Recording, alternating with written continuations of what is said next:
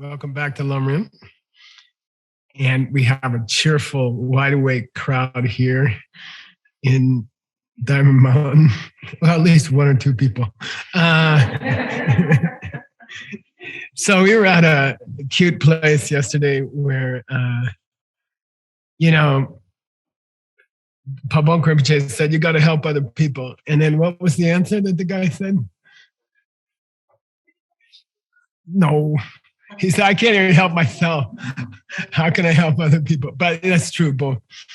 And then he convinced us that we could help other people because we have the equipment, the Venice Canal running down the center of your body, right? And then he started to go into an interesting section that says, and not only do you have the right body, but you have the right teaching. Yeah, you have the Buddhist teaching. And inside of that teaching, you have the Mahayana. And inside the Mahayana, you have the Vajrayana. Yeah, Diamond Way. And then he said, everybody agrees, all the schools agree, Rime, right? They all agree without distinction between the schools that you can achieve enlightenment in one lifetime. And then he mentions Jetsun Kappa saying you could achieve it in 12 years. And that you can find in the Tantras. That's in the Tantras. I have worked on that question. And then he says, in special cases, 3 years and 3 months. Okay. Yesterday I said 3 years.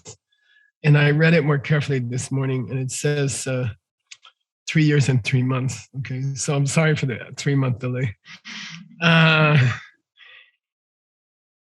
then Yapse Sok Dampa Koma Dume Namtar Tarian. So it means many holy beings of the past in this tradition have achieved that, right?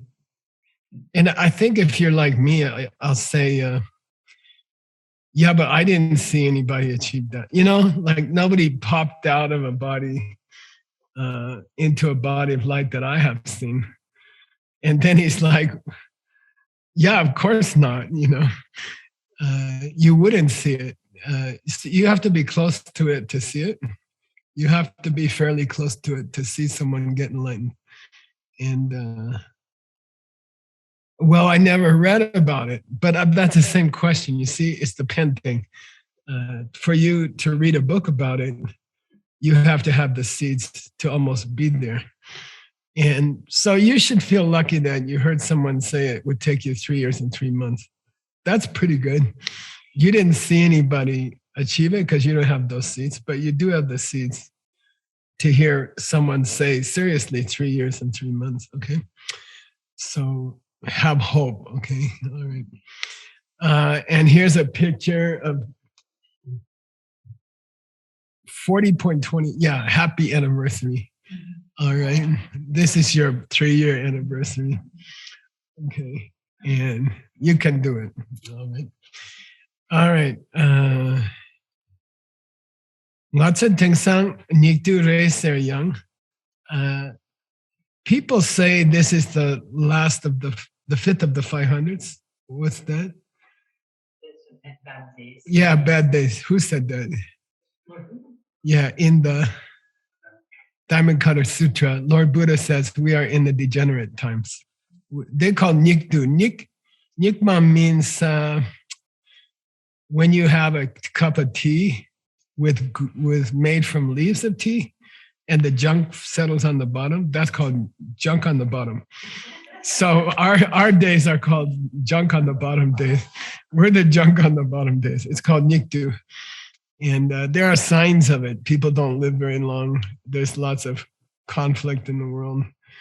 There are certain signs of it. Nikdu. So he says, people say these are the junk at the bottom days, but Dare le tu sama munche nye manyongwe.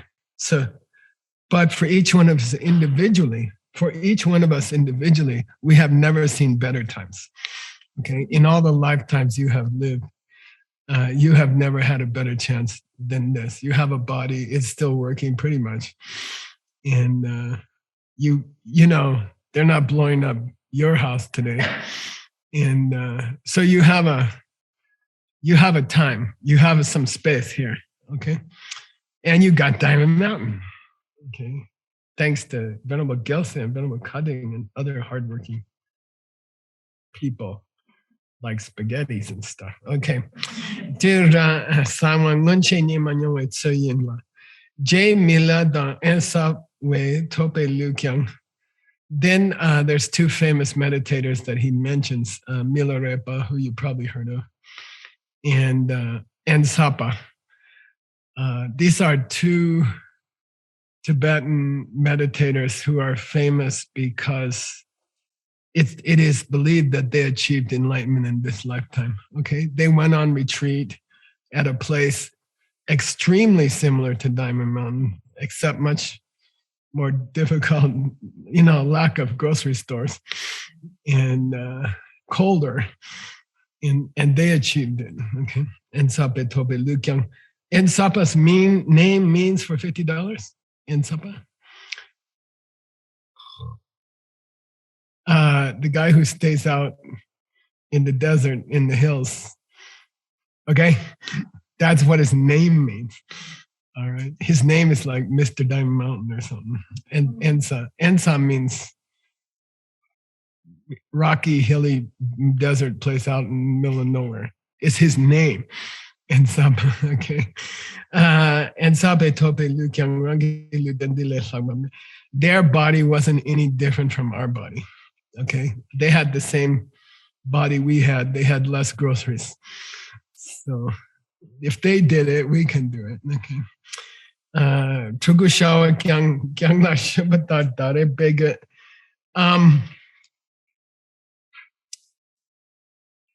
This is a weird story. Okay, Chugu means a place, a small town in Tibet called Chugu.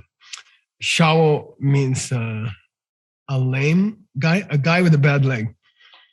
Okay, he couldn't walk without a crutch. All right, and Kyang La Shumba means he took a ride on a donkey. The guy with a bad leg who took a ride on the donkey. Okay, and the story is that this guy with a bad leg was sitting on a fence in a corral, a donkey corral, and the gate broke open and the donkeys ran out, and one of them hit the fence and he fell off and he landed on the donkey, and he had the ride of his life, and he was so happy, and so we're kind of supposed to take the example of those Mr. Diamond Mountain and other former Milarepa. They're like, and we're supposed to think that we could, in English, new idiom, $20. What's the English idiom? We could ride on their coattails, the tail of their coat. So in the old days, people had long coats down to their knees, and they have a piece of cloth coming down in the back, and you grab it and you hold on. And it's like Milarepa is a donkey, and by accident you fall on top, and he'll take you to where, if you just follow this guy who did it before. Got it? A lucky lame person on a donkey.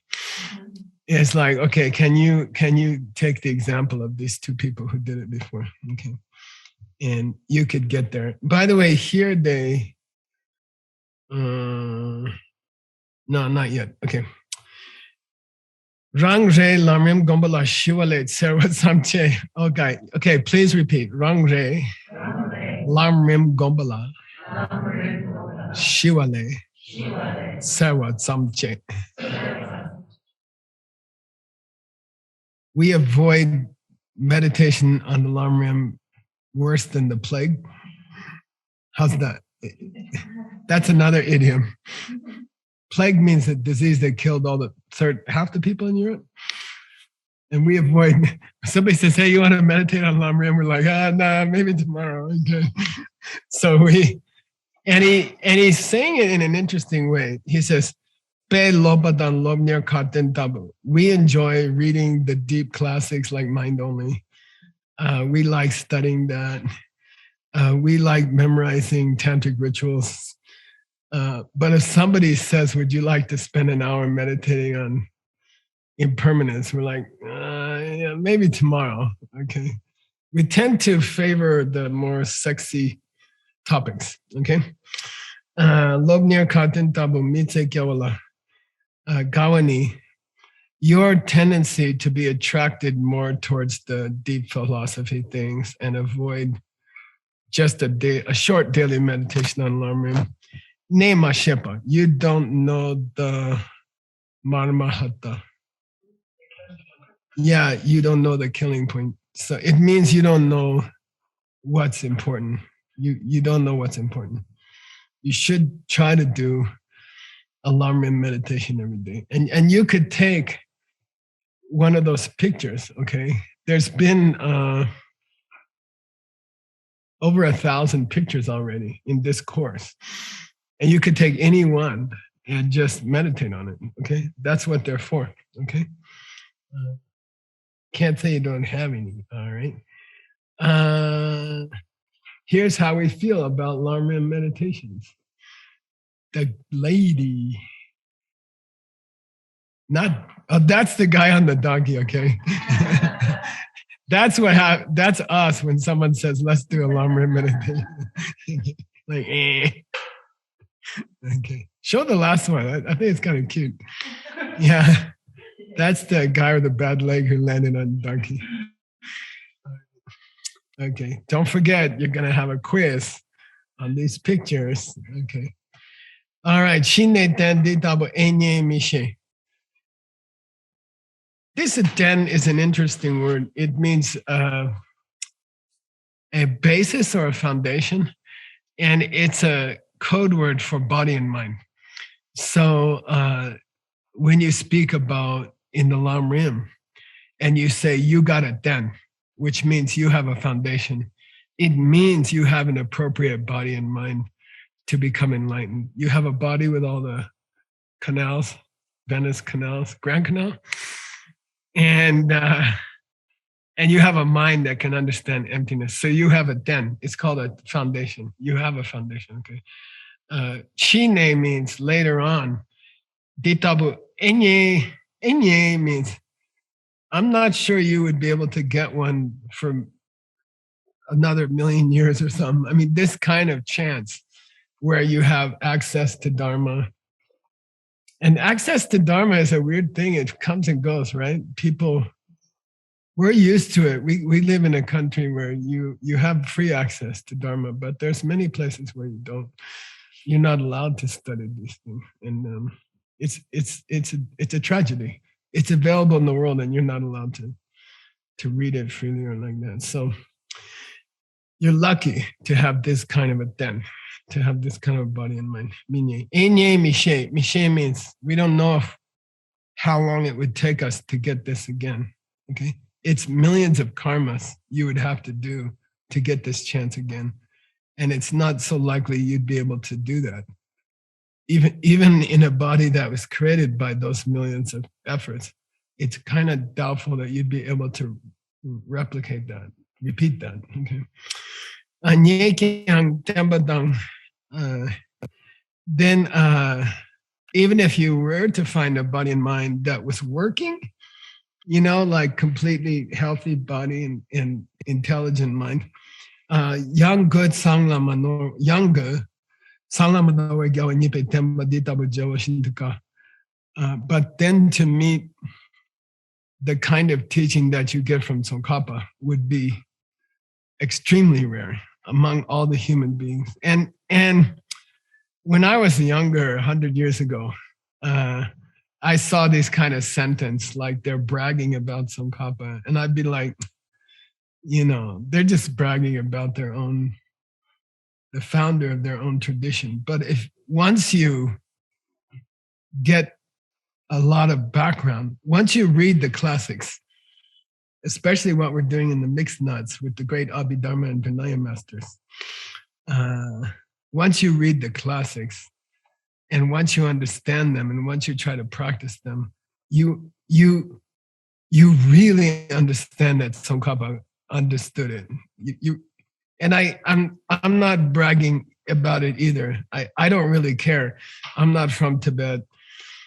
One Tibetan's the same as other Tibetan to me. I don't care who's got the stuff. I'll just go for whichever guy has it, you know.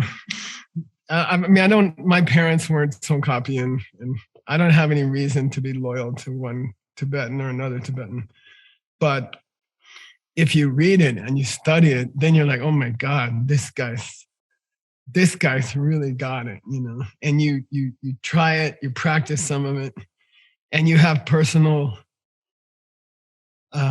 life-changing experiences frequently. You have amazing experiences that no one you ever heard of ever had, and you have them over and over again. And then you're like, wow, maybe this guy's, you know, he's got a weird name, but what the heck, you know, Tsong. What song mean in Tibetan? Onion. He was from a little village called Onion Fields, Tsongkha. So I mean, Mr. Onion Field has got the stuff. You know, there's probably some secret why onion is important. I don't know. I'm not attracted to onions much, but that's some big difference between me and Veronica.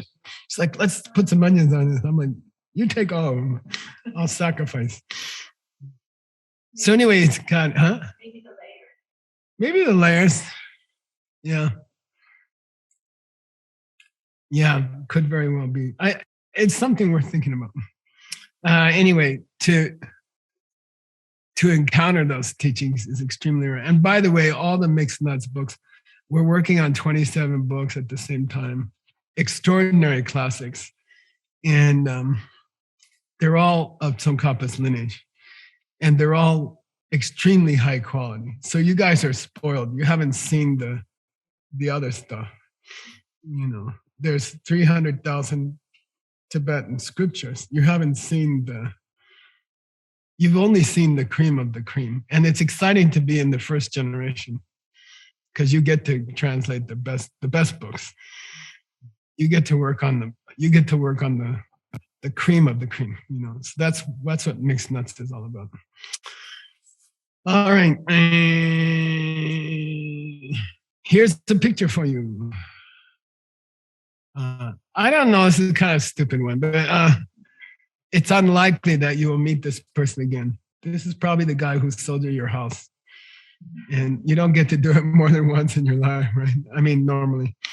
So it's like we bought a skyscraper in New York for our diamond business. And it was really difficult. And it was very, very difficult. And I was asking this business partner, you know, why is it so difficult to buy a skyscraper? And he said, think about it. You only buy one or two in your life. And you're never gonna, usually when you buy something from somebody, they have to be nice to you so you come back and buy it again. But you don't buy a skyscraper twice, you know, you buy it once. So the seller has no interest in, they don't care if you come back or not because they know you're not going to come back, okay?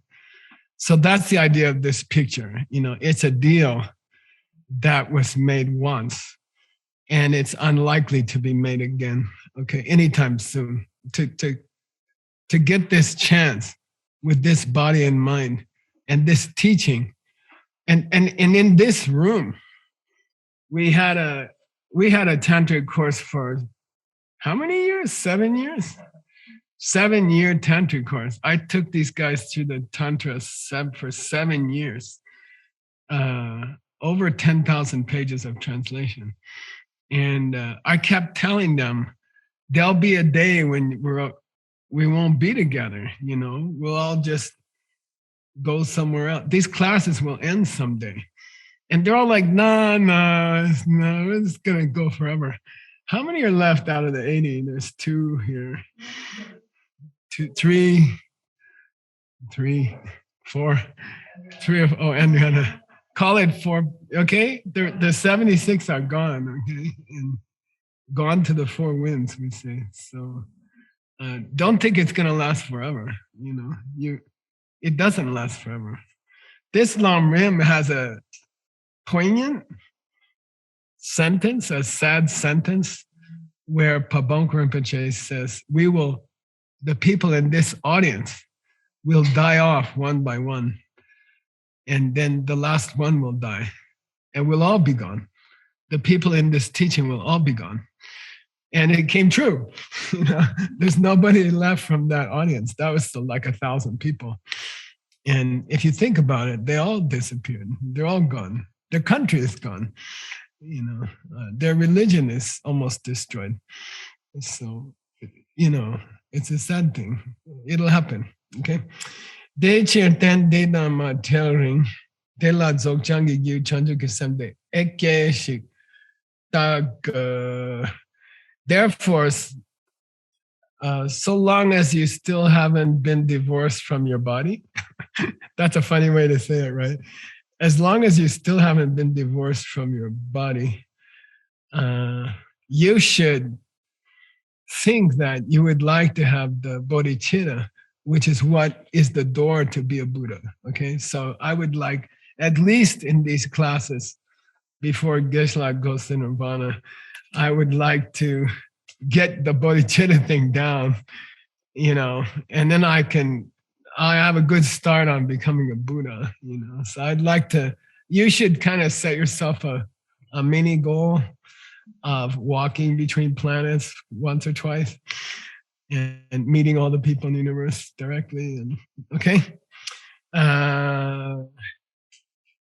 Yeah, here's what happens later. You got the next picture, you guys? I like this picture. He's looking for his next body and mind because he wasted this one. All right. So, and I'll tell you, there's something about the Lam Rim. If you're lucky enough to sit in the Lam Rim before you're old, you don't believe it, okay? And I started Lam Rim when I was 20, 49 years ago. And you sit through it and you're like, yeah, I know. I understand. I'm going to get old. Yeah, okay, I understand. It's a blessing to sit in the Lam Rim while you're still young. You don't believe it at that time, right, Stanley? But it registers on your mind. It stays in your mind. And then when you get older, you're like, goddamn, that was true. Oh my gosh. I'm so glad I have that in my head, because then you can access what you learned when you were younger. So young people, I think, right, it's impossible to tell a young person about life. They don't listen. We didn't listen. But when you get older, you will be glad that you heard it when you were younger. So don't practice it now. Don't try to do anything. Just listen. Just listen. And then when the time comes and, you get older and you're, trying to climb up to your cabin, then you'll say, oh, now I can use the Lam Rim. So it's good when you're young to, and I think most of our audience is not as venerable as me and Jigme, for example. Put it in your head now. You won't be able to practice it with true conviction. You won't believe in the impermanence until you've experienced some impermanence, until you've had a few people die next to you. But get it in your head now for later. It's like squirrels. They put those nuts in their mouth, and then when they need it, they eat them. So that's the principle of Lam Rim. I was sitting in the class for, I don't know, my teacher, I said yesterday 30 years, but it was 25 years.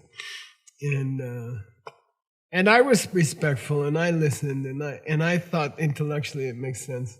But I didn't really see the truth of it until later. Right? So it's not bad to put the seeds in your mind while you're still a young, what do you call it? Whippersnapper. New word for you. I charge them $20 for each new word I teach them. You won't find, if you find it in the dictionary, I'll give you $50. Whippersnapper. Whippersnapper. Okay. It means a young dude or a young dudist. Okay. Yeah. So get the information in your head. You won't use it. Later, you're going to need it, and you'll have it. It's convenient. Okay. It's on the hard drive. Okay. All right. Di chikena de rangshan nikidun jungte. By the way, if you do reach bodhicitta, the cool thing is you not only get what you hope for, but it's also a way to get everybody else what they hope for. So if you don't have the sense to do it for yourself, then do it for everybody else, okay? Get bodhicitta. It's the best thing you can do for other people also. So it's the best thing you can do for yourself.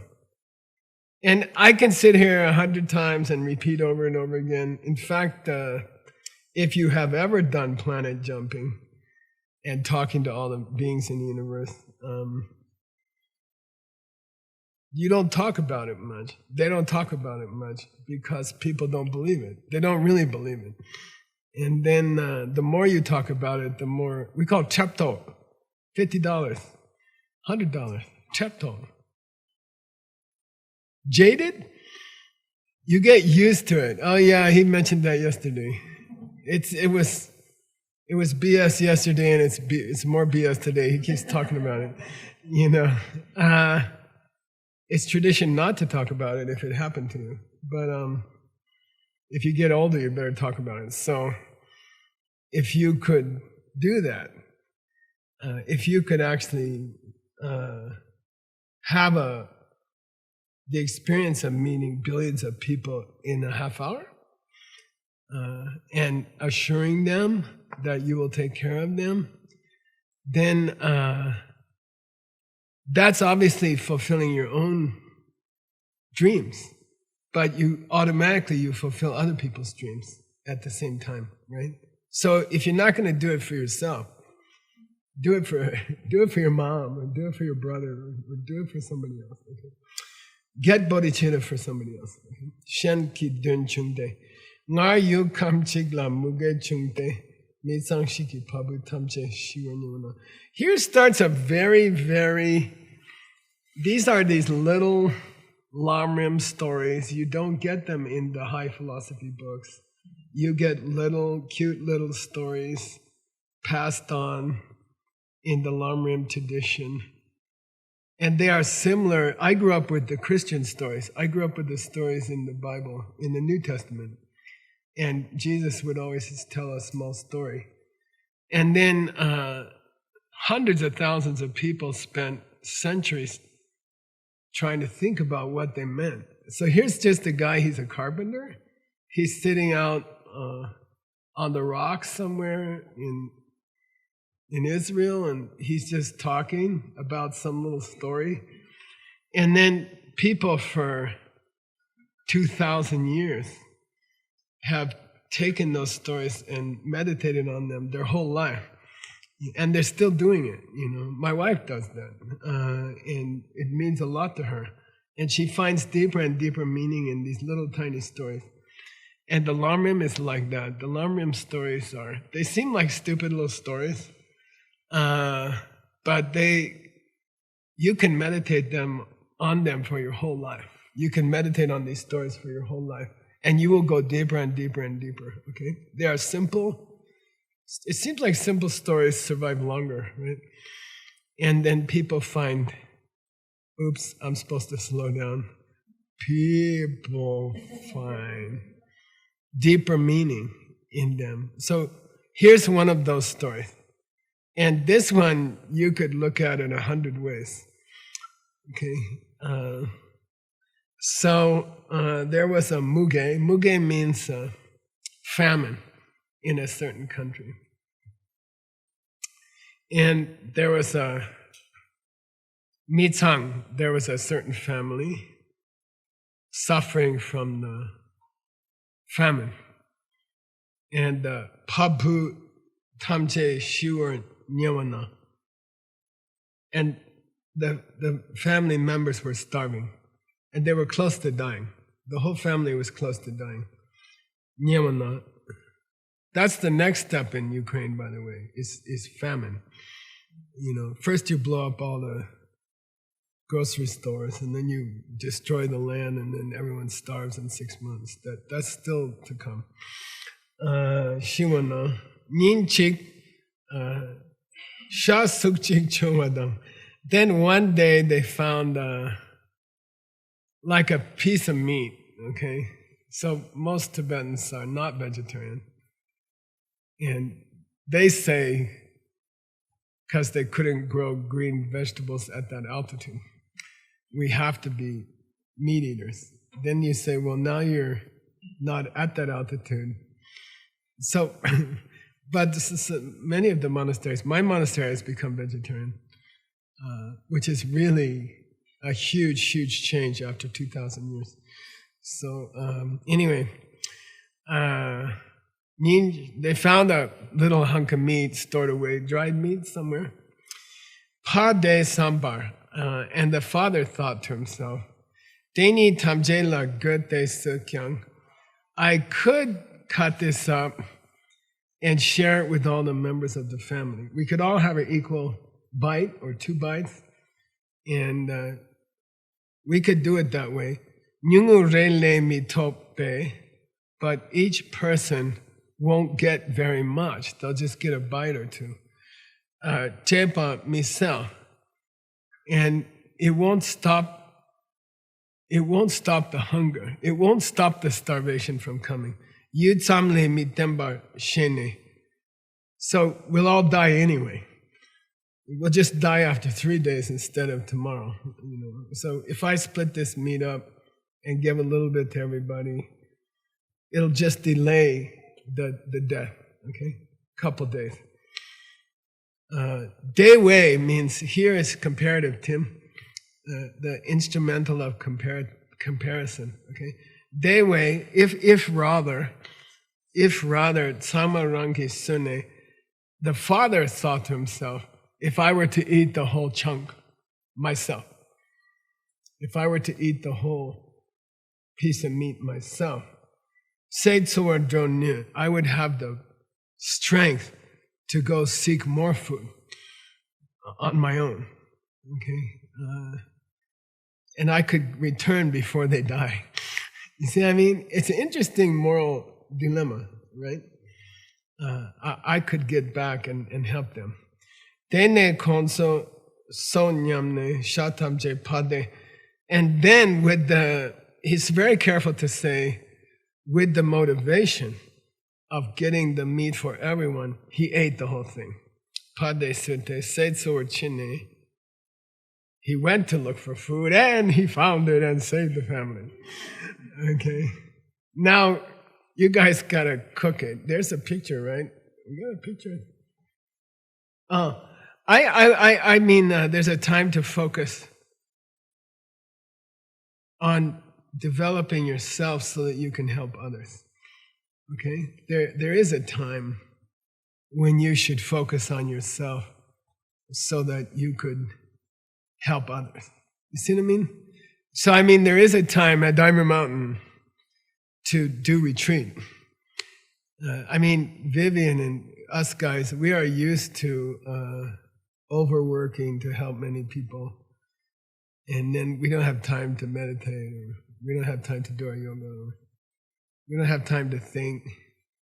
And then, but maybe it would be better to stop trying to feed everybody and take some time to eat the meat yourself. You know, like focus on yourself and get your own act together. And maybe that's better than being scattered and trying to help everybody at the same time. And you don't really have the inner resources. You don't have the realizations. You don't have the strength. You just got scattered trying to help everybody. And this is an interesting moral question. This story is not a simple story. And it's not a simple thing to act on it. It's a difficult thing to act on it. What's the right thing to do? Do you ignore Ukraine and go into retreat? And what's the right time to do that? And it takes a lot of wisdom. That's why it's good to have a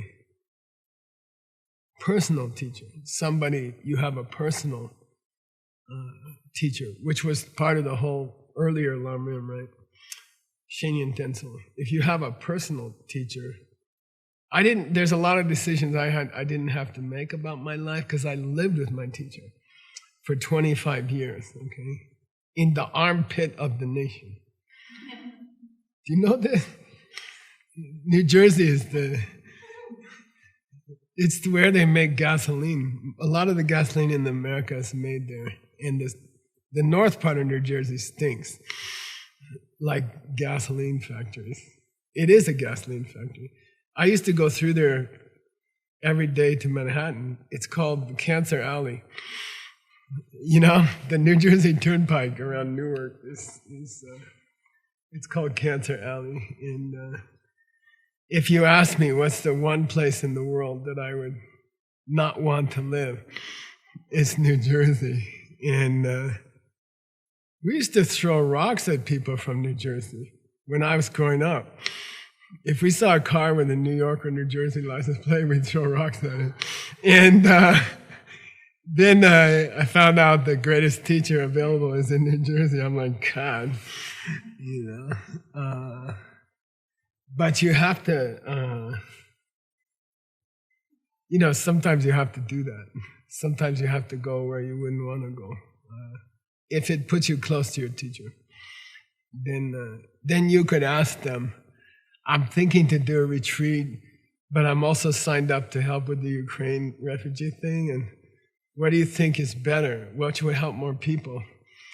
And then the teacher will help you make that decision. So to have access to a teacher is really important. And I did for many years. I still have access to a teacher. So I think that's a big decision you have to think about. You might have to go to New Jersey. Okay. I had so many friends from college like, why are you living in New Jersey? I'm like, the teacher's here, and anyway, later they all called me and said, help me. Okay. All right. Dena sangak nyamsun namadang mani tenkor chik dangwa tsunkyang dakyang tabat sokcha da tang chik jimba tsunkyang semdi simbe goneche. So you've heard this description. You got that next picture? I like this picture. I tried to pick one that was kind of the feeling, that kind of gave you the feeling of that journey. And this picture is close. Okay, so if you need to do a meditation about bodhicitta, I would suggest keeping this picture with you or having this picture around. It's very close to the experience. And you could, it's worthwhile a couple of times a day. How do you take a photo of bodhicitta? This is close. This is really close.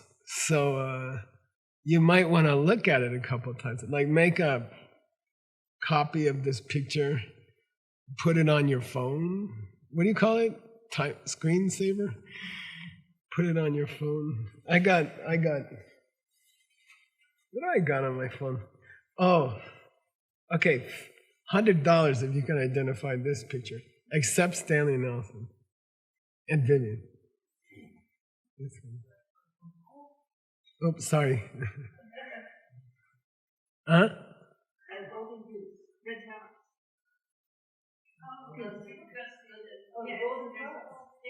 It's the library. It's the library at Dunhuang. They had, it's very, very similar to Diamond Mountain. Extremely, it looks like Diamond Mountain. And they built meditation cabins there in the Tang Dynasty, before the Tang Dynasty, 800 AD. No, late Tang. Well, it was being used in the late Tang. The book is from late Tang. And they found a walled up part of one of the caves, and they broke through the wall, and they found like 1,000 books there. And that's where they found the diamond cutter. And that's the oldest copy, that's the oldest printed book in the world. The oldest printed book with a date in it is the Chinese edition of the diamond cutter from then they built this library in front of it, and that's my wife. But put a picture like this planet thing. I see Vivian has one. Yeah, and then look at it a few times a day. And he says here,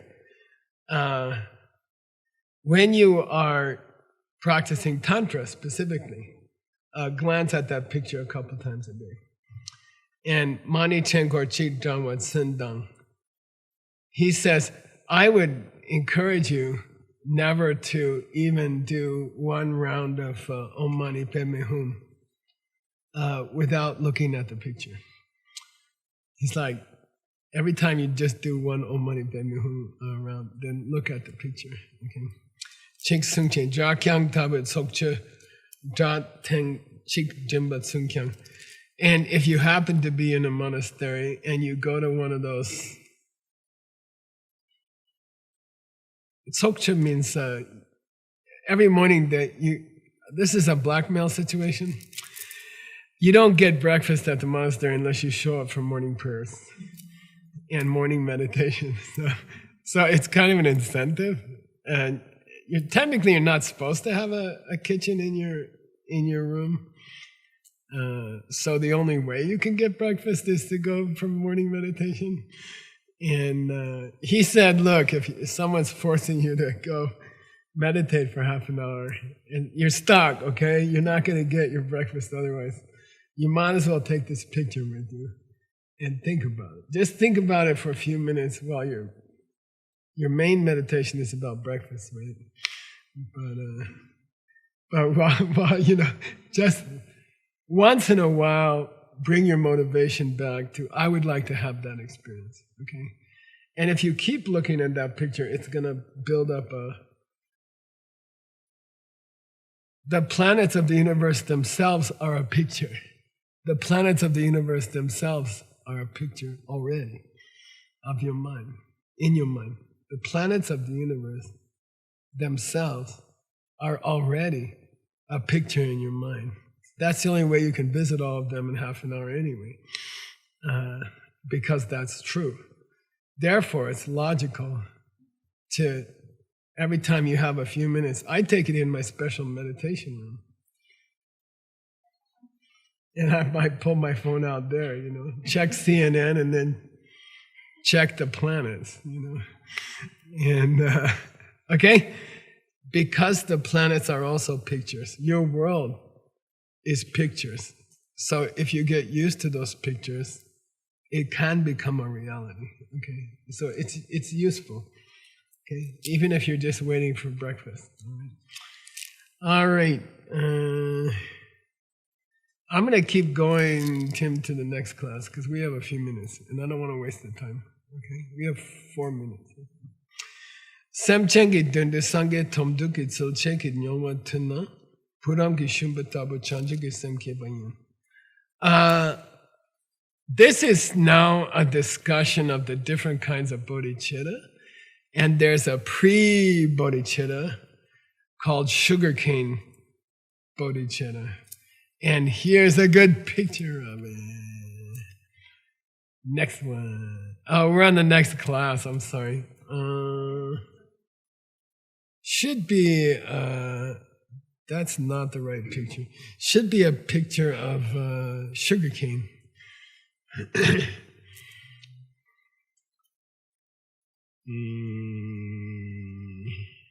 Or anyway, if you've ever been to India, it's kind of nice. I mean, they have lots of sugar. They grow a lot of sugar there. In the harvest time, it's unbelievable. There's 1,000 trucks loaded with sugarcane.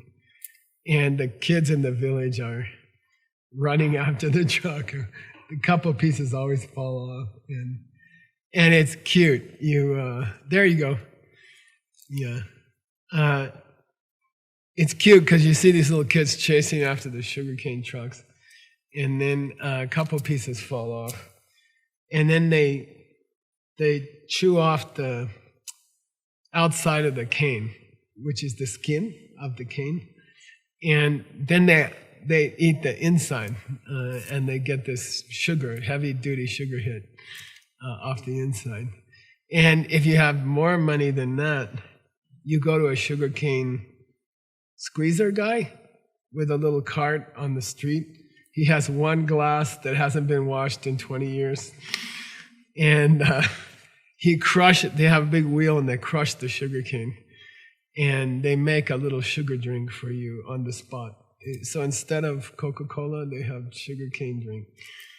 And the water's from the local river. It's an excellent way to get diarrhea quickly. Where is my sugarcane? You got it? Oh, okay. All right. So anyway, the tasty part is the inside. And the skin on the outside, you can see the skin here, is not very tasty. Okay? It has some sugar in it. So kids will peel off the outside and chew it like gum. Okay? And it's not the same as the inside. Inside is pure sugar, and the outside is just the skin. Okay? Now, when you first study about bodhicitta, someone teaches you about bodhicitta, you're just thinking about bodhicitta, you're looking at the planets on your phone during your special meditation session at home. The name of that is sugar cane bodhicitta. Okay? So it's bodhicitta, but it's not the real thing. It's just the skin. Okay? It's just the first step. Okay? So is it bodhicitta? Yes. Do we call it bodhicitta? Yes. Is it real bodhicitta? No. Is it as sweet as the real thing? No. Is it sweet? Oh, for sure. Just to imagine stepping from planet to planet. Imagine having a personal interview with every sentient being, even bugs, roaches, other things. It's sweet just to think about. Okay, so it's not like the real thing. It's not like biting on the sugarcane inside, but you can chew on the skin and you can get a preview of the taste of the inside of the sugarcane. So that's called Buram Gishing. Say Buram Gishing. Yeah, and there's some connection with sugarcane and Lord Buddha.